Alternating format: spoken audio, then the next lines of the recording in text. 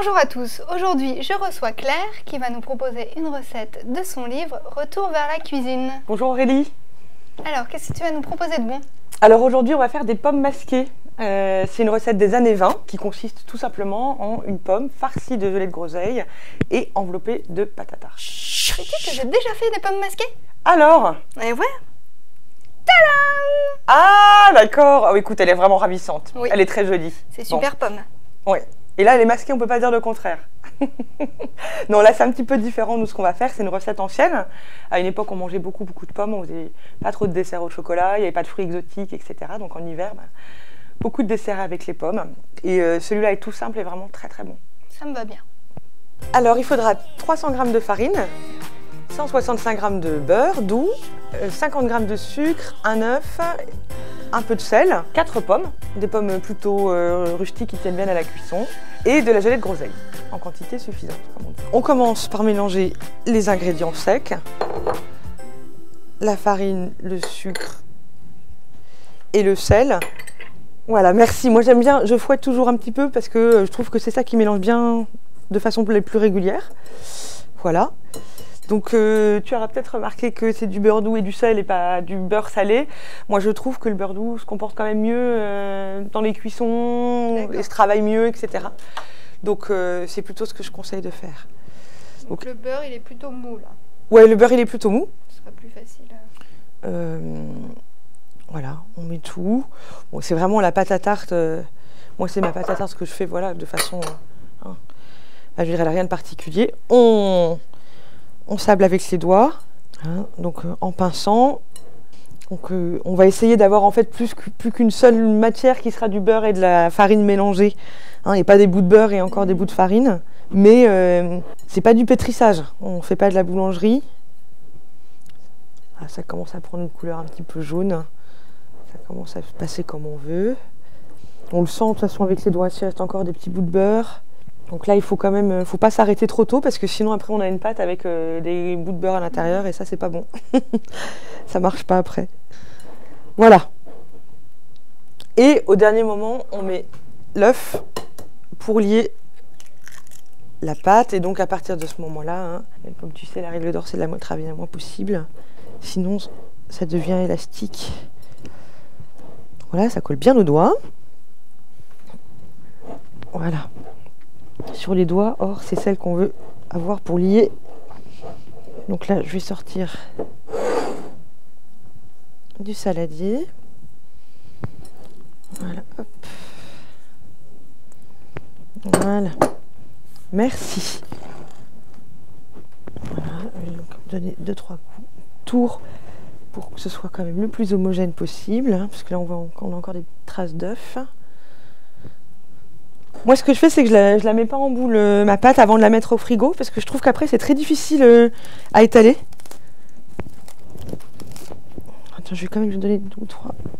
Même s'il ne faut pas trop la travailler, là, je la trouve pas très homogène. Voilà. Donc, on la met en boule pour bien la ramasser. Et après, moi, je la mets en disque, en gros disque. Voilà, comme ça.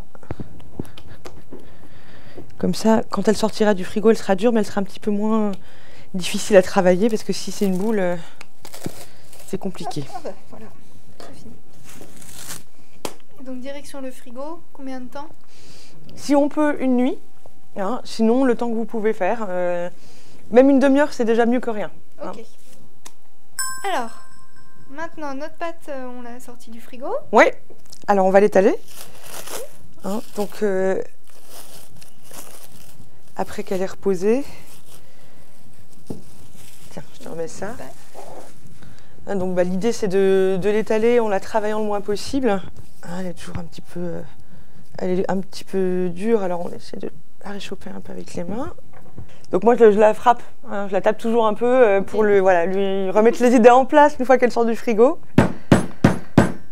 Je sais pas si c'est très académique, hein, mais voilà. Une recette pleine de délicatesse. Voilà, exactement. Et c'est parti. Donc, il va falloir... Oui, il va falloir trouver la juste épaisseur. Tiens, je veux bien que je me laisse la farine. Si c'est trop fin, on aura du mal à faire un joli décor. Mais si c'est trop épais, Ouais, après ça va être un peu... Ouais, on va manger que de la pâte, ça va être un peu copieux. Voilà. Donc on essaye de vraiment la travailler le moins possible parce qu'on va sans doute être amené à rebouler les chutes pour les réétaler.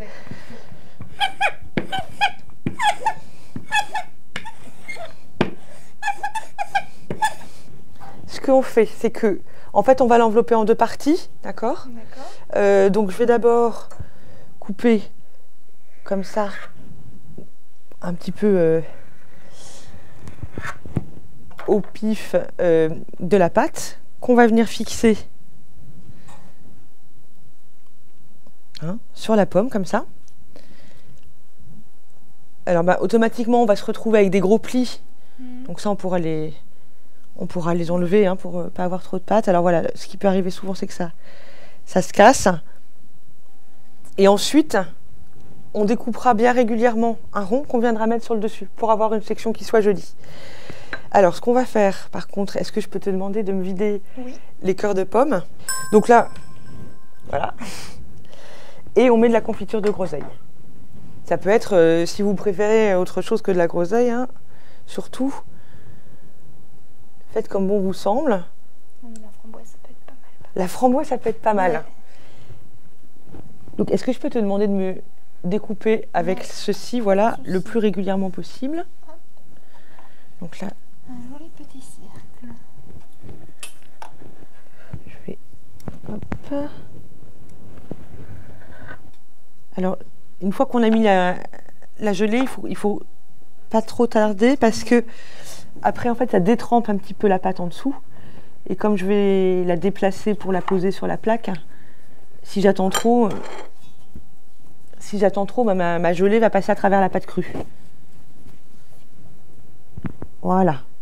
Donc là, voilà, j'ai... Ah, mais magnifique! C'est absolument superbe. Une œuvre d'art. Alors voilà, comme ça, on a une jolie section. Donc, je lui donne un petit trou. On va la mettre tout de suite sur la plaque pour éviter justement que ce soit transpercé. Et puis après, on la décorera avec des petites feuilles pour lui donner un bel aspect. Alors, c'est reparti. Je peux te redemander la même chose. On vérifie qu'elle attache pas trop. Le truc, si vous faites ça dans une pièce qui est un peu chaude, ce qui peut arriver, c'est que vous appuyez sur la pomme et après, ça va coller en dessous. Donc, essayez de pas trop... Là, c'est l'avantage quand on fait un livre, c'est qu'on fait la recette beaucoup de fois, donc on a le temps de... on a le temps de se rendre compte de tous les petits malheurs qui peuvent arriver.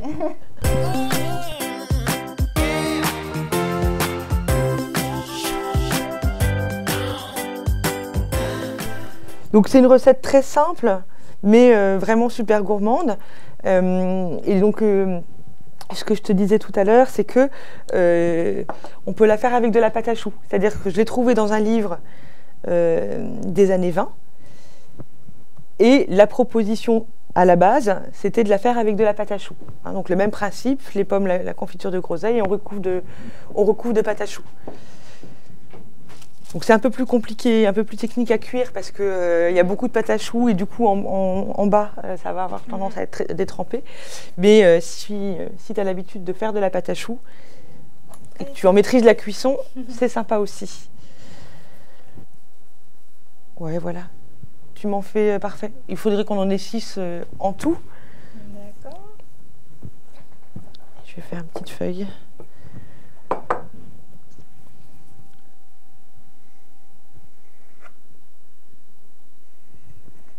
Voilà. Bon, le décor, évidemment, c'est optionnel, mais quand même. C'est quand même plus sympa. Puis ça fait partie, je trouve que ça fait partie du charme de ce dessert. Vraiment, du coup, de quelque chose qui est tout simple, on fait quelque chose qui est festif.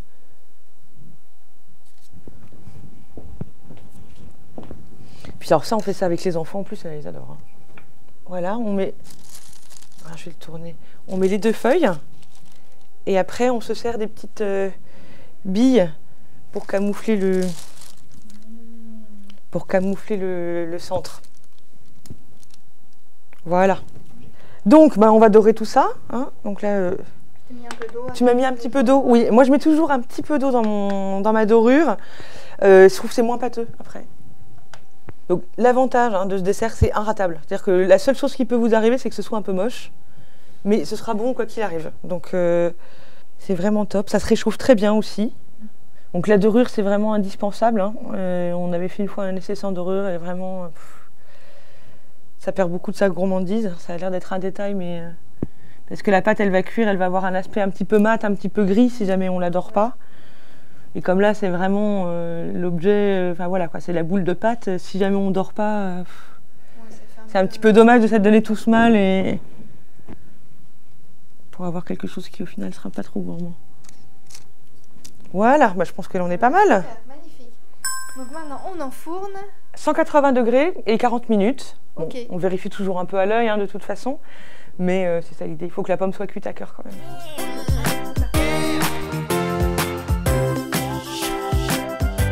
Là, elles sont bien cuites, elles sont bien dorées. On voit, elles se sont un petit peu déformées à la cuisson. Ça, c'est parce qu'on les avait enfournées directement. Okay. Si on veut qu'elles restent bien rondes, il faut les remettre au frigidaire. D'accord. On les remet une demi-heure, une heure au frigidaire. Comme ça, voilà, la pâte va bien durcir et quand on la place au four, elle va cuire avant d'avoir eu le temps de se déformer. Ça sent super bon. J'y vais, on va voir. Ah oui, si c'est bien cuit. Bah ouais, c'est super. Voilà. Donc là, on voit, je vous montre. Hein, on voit que voilà, la pomme était bien cuite. Et voilà, donc la confiture tombe au fond. Bon je propose... Mais c'est nickel. Hein, la pâte est bien croustillante. On aurait peut-être pu donner 3 minutes de plus, mais... Je propose une petite dégustation. Oui, avec plaisir.